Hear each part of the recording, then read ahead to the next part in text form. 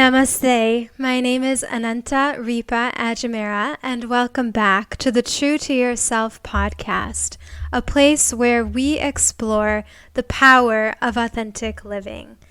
I am really happy to join you today to talk about a really important topic that is very close to my heart.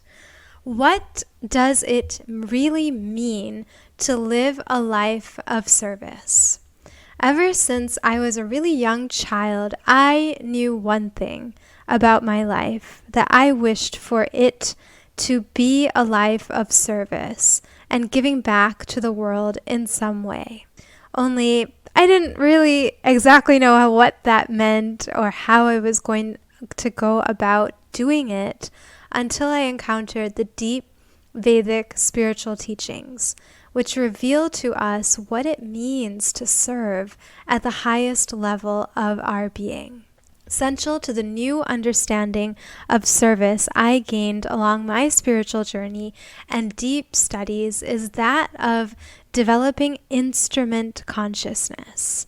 I will share with you today what it means to strive to be an instrument of the divine and how you can apply this knowledge to lead with integrity in your life in whatever capacity you are serving others, because actually we can serve in any capacity that we may find ourselves in. And in that process, how can you really become this radiant, shining embodiment of the teachings which set us all free? In terms of instrument consciousness, I often think of the prayer, "Not my will, but thine be done." It's not about what I want, but becoming an instrument and embodying instrument consciousness is really about surrendering my ego, my desires, my likes, my dislikes to a higher power, and really offering my hands into the hands of the divine and trusting that if I offer this intention to be guided, to be an instrument, that I will receive the guidance I need to do that. Being an instrument and developing instrument consciousness is really about learning to radically surrender all of our agendas and worries and fears and obsessions and passions to the divine, and trusting that the divine is our parent and that this divine consciousness, which is within us and within all living beings, is there to guide us if only we ask to receive the wisdom and the guidance. Ultimately, that comes from within. Even to have the inclination to seek out outer guidance only comes from the awakening of our own inner guidance. It's the inner guru that even seeks out an outer guru to find greater direction on the spiritual path. And then ultimately we can ask as many people as we like for help and for guidance, but the answer is only within. We have to take all of these external ideas, opinions, ideas, and then bring them back within and evaluate what feels right to me, what feels in alignment with who I am. When we talk about instrument consciousness, another prayer also often comes to my mind and heart, that may I find the strength to let go of what needs to be let go of, the courage to change what can be changed, and the wisdom to know the difference. This is the Serenity Prayer, or a variation on the Serenity Prayer that I internalized and really made my own. And it gives such great guidance because there's so much in life that we can't control.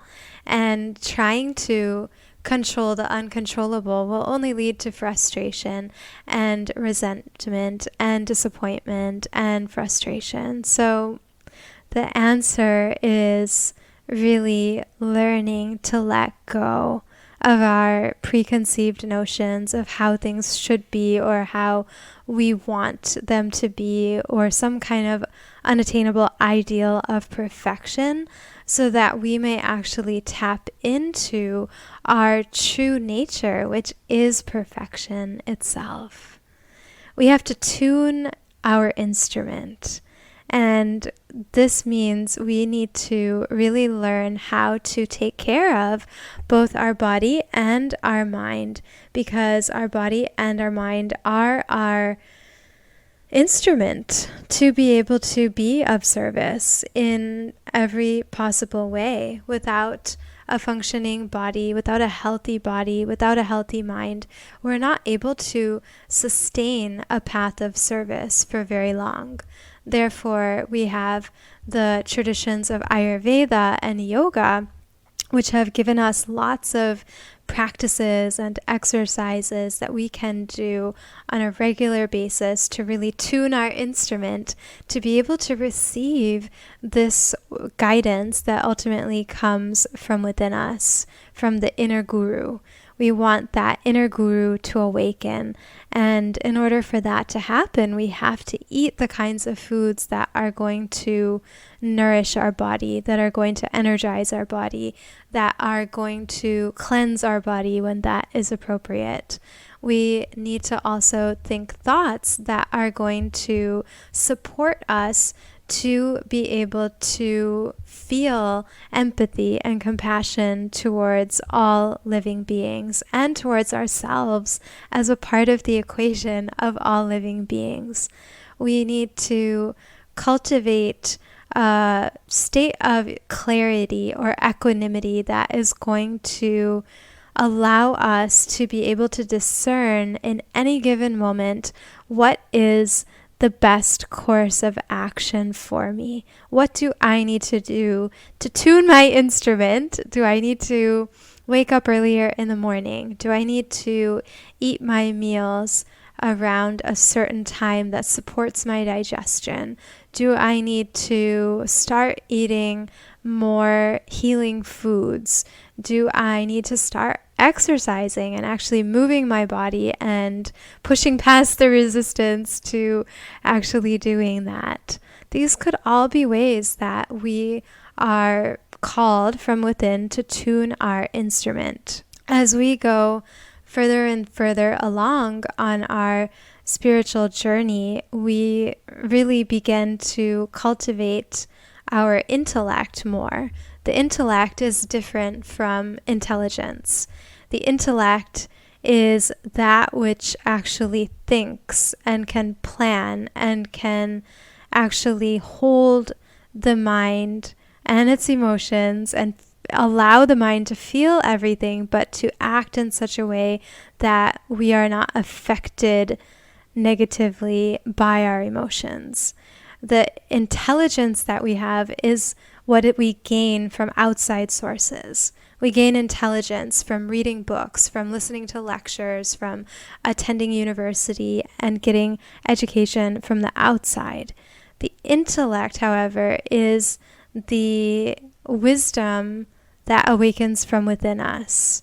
It is the capacity to put disparate ideas together in a unique way. It's the spark of originality, of creativity, and of true self-mastery and self-control. The intellect is of two kinds. We have a gross intellect, which is what allows us to practice discernment at the physical level in terms of what kinds of foods should we be eating. Maybe we don't know, and maybe we need to learn. We fortunately have practices like Ayurveda with the beautiful detailed seasonal guidance in terms of what kinds of foods are going to be healthy and beneficial to us. Then we may decide to actually learn what that is if we feel that we need that knowledge to be able to make better choices at the physical level. It may be that we don't actually even know what we should be eating, and therefore that may be the next step for our journey to awaken to instrument consciousness, to really be able to become a beautiful, shining, radiant instrument of health and spirituality. Then at the subtle level, the intellect is also operating. At the subtle level, the intellect is making a discernment, not between what kinds of foods to eat or what kinds of things to do at a more mundane, gross level, but it's actually the faculty within us that allows us to discern what actions, what people am I surrounding myself with, and do they actually bring me closer to that which is eternal? Or do the people I spend time with and the actions that I take on a daily basis lead me only to experiences that are ultimately fleeting and transient and just coming and going? This is a harder discernment to do. This is not going to be quite as natural, perhaps. This will require some real thought and an exercise of the subtle intellect. I had been confronted with a choice on my spiritual path to decide to invest more time either in the comings and goings of pretty dramatic relationships of all kinds, or to invest more in really becoming a part of a spiritual community and thereby deepening my understanding of what is eternal. And I had to really sit with that and really decide where I would allocate my time. Did I want to give my time to relationships that gave a lot of emotional highs and lows? Or did I want to give my time and energy to relationships which were more steady and leading me deeper and deeper into understanding and then experiencing my true nature, which goes beyond even my emotions or my body or my mental likes and dislikes? It became clear to me on exercising my intellect and actually evaluating where am I spending my time, who am I spending my time with, that I could even make that choice. It doesn't come naturally, perhaps. Sometimes we have to actually really sit and think about it, that where does my energy feel it's getting drained into things that are just here and there, coming and going, that are maybe really fun in the moment and feel really awesome and full of spice and life and fireworks and intensity, but ultimately then leave me depleted and empty and perhaps wanting more and more of something I can never have enough of by its very nature? Or do we go into something that is at first feeling quite awful and feeling like it's no fun and it's all work and it's all things that we do that don't have an immediate outcome or give us any kind of immediate pleasure. In fact, when we first commit to our spiritual path, it may bring up a lot of really unresolved negative emotions that we have to power through and we have to learn to wage an internal war with so that we can overcome them.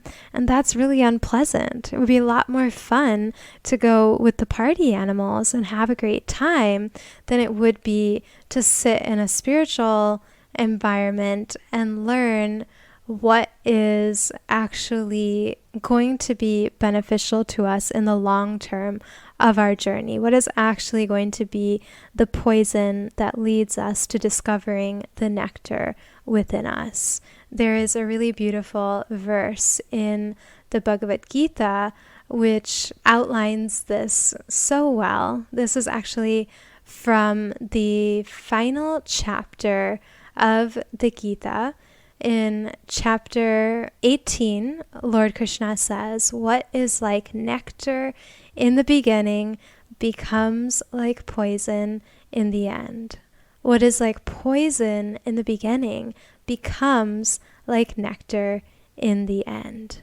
When we use our intellect properly, we will choose those things that feel poisonous in the beginning, and they sure enough, truly, really, and I say this from experience, do become nectar in the end. The end may be a really long ways away sometimes, but it's always going to be worth it. Because as Lord Krishna says, no effort on the spiritual path ever goes to waste. No effort that we make to really understand and surrender ourselves to becoming an instrument ever goes to waste.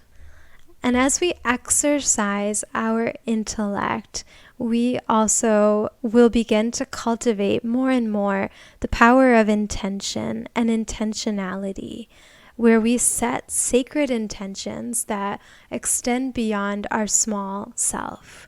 At this stage of our spiritual journey, we experience our true nature as spiritual beings by simply doing not what we want to do for our own gratification, not what we want to do to help others in our lives, but simply what we ought to do as instruments without any desires or expectations that might taint our actions.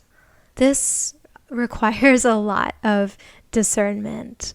We have to actually ask ourselves, what is it, first of all, that I am able to do? What are my gifts and talents? What have I been blessed with the ability to be able to do in my life? In the Vedic spiritual tradition, there are 4 main propensities, or what we call swadharma, that people fall into according to their natural inclinations. Each of these 4 propensities are connected with one of the 4 goals of life. Those who seek to know the truth of who they really are and the spiritual self are known as spiritualists or Brahmins.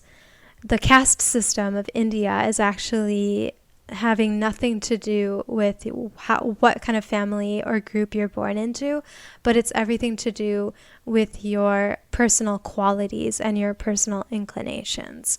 It got really distorted during the whole colonial experience of India, but it's actually a really intelligent system to help us understand what our inclinations and propensities are so that we can actually proceed on a path that is going to be in alignment with our true calling in life.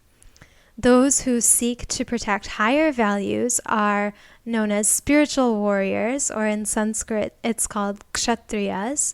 These are people who are more interested in the life goal of dharma, or living by noble values and really protecting noble values and honoring people also who uphold these values and being courageous enough to take action towards the protection and restoration of these values. People who seek wealth are most inclined towards the life goal of abundance, or artha, and this is known as the Vaishya classification of people. These are the entrepreneurs. These are the people who go out and really are able to create businesses and basically empower abundance for potentially many people. And then those who seek enjoyment or pleasure are most inclined towards that life goal of pleasure, or kama. And this pleasure could be from many different means. It could be that there is a real inclination towards gardening, and that is a source of pleasure. Or there could be a inclination towards painting or towards being a support to others in terms of one's actual work. And even parents who decide to stay at home with children who are caring for the homemakers, there could be this kind of life goal of offering support and finding the joy and the pleasure in doing that. We may have some combination of all of these propensities, but we'll probably find if we really reflect deeply that there's one that is really strong and then maybe one or two sub propensities, if you will. My natural primary propensity is that of a spiritualist. I've spent a lot of time really pursuing the knowledge of who I really am and understanding who I really am as a quest and a mission, and something I personally sacrificed a lot of time and other opportunities to be able to pursue because it was just that important to me. Secondly, I'm also very interested in protecting higher values as a spiritual warrior, and that's why I've created a platform through my organization, The Ancient Way, to really be a place where people can boldly and powerfully uphold these values and also pursue the knowledge of the self. And these are really what anchor me. And I guess thirdly, I must be a person who is creating a business or an entrepreneur, because the Ancient Way is a business, but definitely that's not my primary inclination, because I had actually attended business school and that made it really clear to me that this was not my main propensity. My main propensity was actually spirituality, but this kind of comes third into the equation.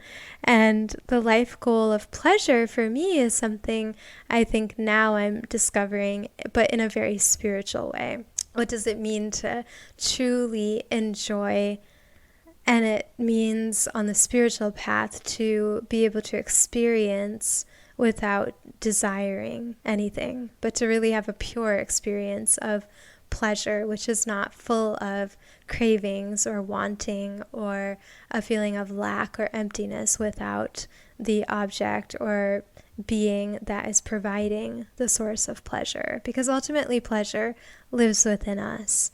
The self, with a capital S, is the source of pleasure, even if it feels that we are receiving pleasure from an outside source.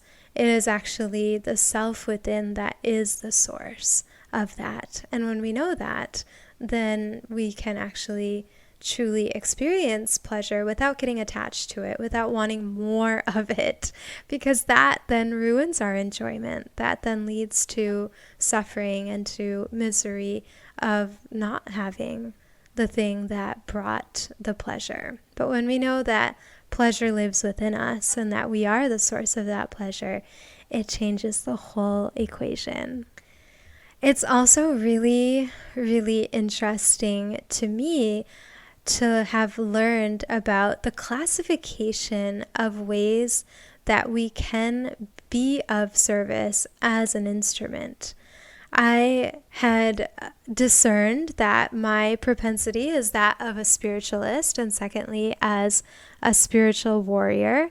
Then the next step to be able to really become an instrument is to develop a plan for how to employ these gifts in service of all living beings. Ultimately, we want to set our personal intention for service to be something that benefits as many living beings as possible. The wider the circle of our influence in terms of who we in our heart wish to benefit, the more selfless our actions will actually be. And it doesn't matter if we're working in a corporation or if we're staying at home with children or if we are teaching about spirituality, but if we are doing any action in our lives with a higher intention and a higher motivation that's rooted in an ideal that is benefiting as many beings as possible, that will automatically allow us to find greater freedom and peace of mind in our actions. We don't get punished for our actions in life. We actually get punished by our actions. When we have actions that are only self-serving or even serving others but with strong desires, which then can lead to disappointment and frustration, we actually will not feel the kind of peace of mind that simply acting as an instrument of service, doing what we ought to do, would provide us. We want to really discern how to be free from the entanglement of our desires when we're on a path of instrument consciousness. We really will constantly ask, not my will, but thy will be done. And then we have to listen. It may be that we don't get this plan together so easily or right away, or we get one plan going, and then through the constant practice of discernment, we may need to evolve that plan potentially many times and be open to the higher plan coming through in a different way than what we had planned. So as much as it is really important to sit and discern, what are my gifts? How can I put together a plan to really be able to offer them to as many living beings as possible? We also have to know that human beings make plans and the divine laughs at those plans, and then when we get on this path, we can also laugh and be like, oh, okay, so the plan is to let go of the plan and maybe have no plan for some time, but to continually just be fine-tuning our own instrument. That could be a whole path and a whole practice for some time to really even prepare ourselves to be able to serve in a way that's going to be sustainable and not rocked back and forth by the changing waves of the ocean that can cause us to get off of our own sailboat. Service, in whatever capacity we offer it, whether that's as a parent, a teacher, an organizational leader, or even a sports team captain, means to help others who seek support. We give to those who are seeking our help. That's really important. A lot of times when we go onto a wellness path or a spiritual journey, we learn things that really resonate, and we want to make sure that our partners and our friends and our parents and our children get it and they do it also, but nobody really likes to be told what to do. The best way to lead others is by your own example and to wait until others ask and then be able to give, rather than trying to give when someone honestly may or may not be ready for what you have to offer. Service really means inspiring courage in other people also to grow towards self-sufficiency, because we in our service are really after ultimately the self. The highest service one can do, according to chapter 4 of the Bhagavad Gita, is to actually study spirituality. It sounds so strange and potentially selfish to think that the Gita is saying the best sacrifice or the highest service is to actually sit in your room and study the scriptures. But there is a great wisdom in this. The moment you go inward and become an introvert and really gain that self-realization through the introspective path of Jnana Yoga, or the path of knowledge, the more you become a real role model for others to be able to emulate and to want to emulate naturally without you even speaking a word. The more you study, the more you reflect, and the more you evolve and grow, the greater your service can be to society. Ultimately, your very presence, when you are a self-realized person, can be the greatest gift. We can only support others in unveiling their true self with a capital S by unveiling the self within us. Therefore, the Gita has given 4 classifications of service or donation. The first is called Dravya Yajna, or donation of your wealth, or grains is what it was, in the olden days when these scriptures were codified and documented. Then Tapo Yajna is donation of your physical labor, your physical effort, your hands and your feet and your hard work to build shelters for other people, to be able to actually, do a marathon to raise money for breast cancer. Those kinds of things are considered Tapo Yajna. Then we have Yoga Yajna, which is a donation of your emotions and your intellect. And this is where you go to a hospice center and you sit with the dying and you really empathize with them and you feel with them and you offer your heart basically to them and your compassion and your wisdom and your understanding. When we're doing counseling with people, this is Yoga Yajna. You're uniting with them and really becoming, one with them in that moment of really, connecting and offering your heart. But the highest yajna is Svadhyaya Gnana Yajna, and this is simply to study and to grow and to evolve. Wise people offer study and wisdom as a sacrifice, because the more we grow, the more our very presence can actually inspire others to also seek to become an instrument of service to all in whatever capacity we may find ourselves in according to our own propensities. We are at the Ancient Way, my platform that I question the divine how to, be an instrument for creating, is offering a very special program this year called the Spiritual Warrior Certificate Program.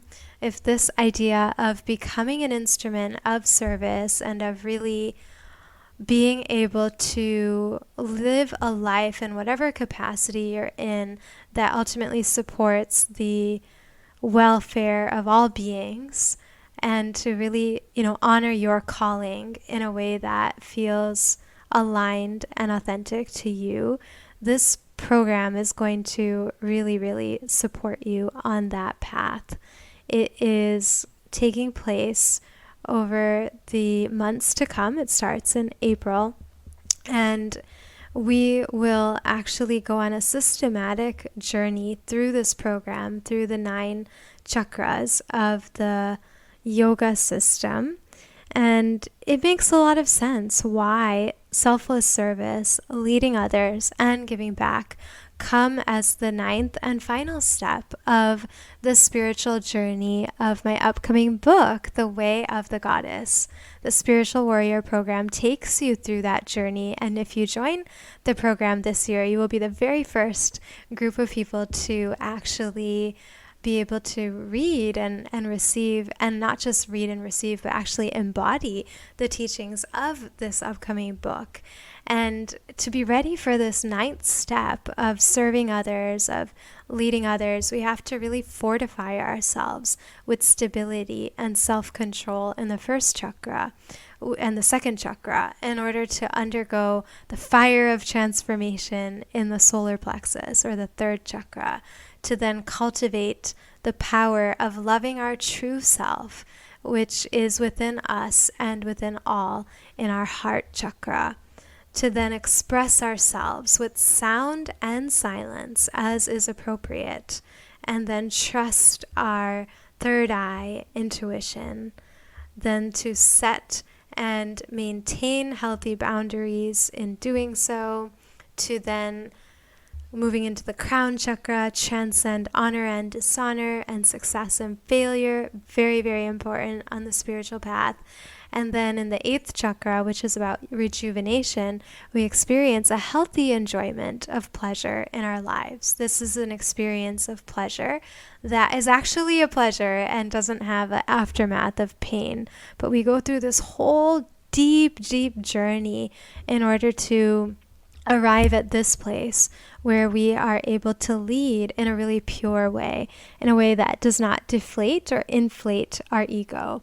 By this point, in going through this journey, which I have built a lot of self-reflection into, we would have really digested a lot of our life experiences. And in doing so, we will build our conviction in our own inner guru, our own inner guidance, and the discernment that it can lead us on to ultimately bring us closer and closer to our true self. And as we know ourself and we unveil that self within us, we can truly serve in the highest and most instrument-like way possible. It's going to be a really, really amazing and powerful journey. We already have such a beautiful group of students who have been with me for a whole year now, joining this program this year, and we're being joined by many other new people, but we're all connected, of course, and we are probably traveling together over the course of different lifetimes because of the law of karma. All the relationships that we have in our lives are due to the law of karma.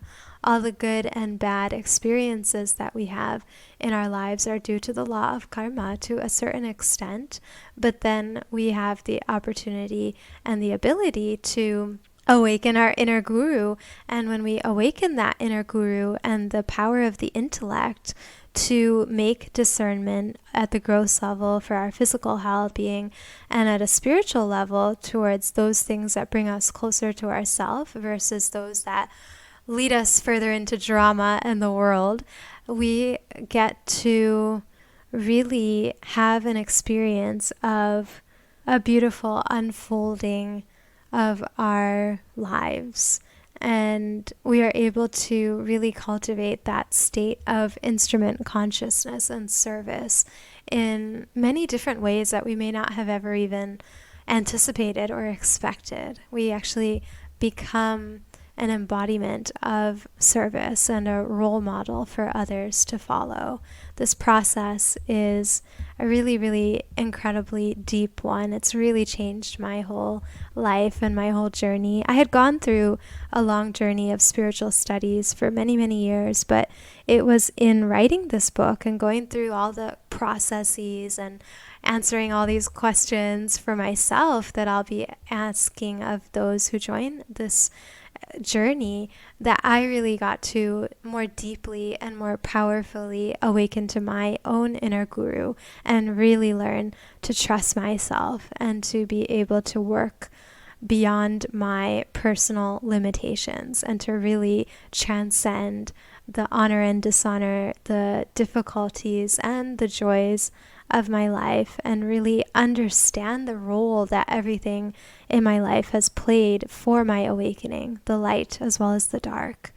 And when we understand the law of karma truly, we will automatically take radical responsibility for our lives. And I really feel that this writing of this book and my practice of the journey of this book is what gives me the power and the inspiration to be able to offer whatever gifts I've been given by a higher power to whomever is meant to benefit from them without any attachment or expectations to that unfolding or outcome. It has been a really, really freeing experience and a really enlightening one to go through myself. This is my personal practice of spiritual unfolding, which is very much rooted in the yoga of knowledge or the Jnana Yoga tradition, but there is also a deep and beautiful bhakti yoga or devotional aspect to this whole process as well, where we're constantly acknowledging the divinity that is within us and is everywhere outside of us as well.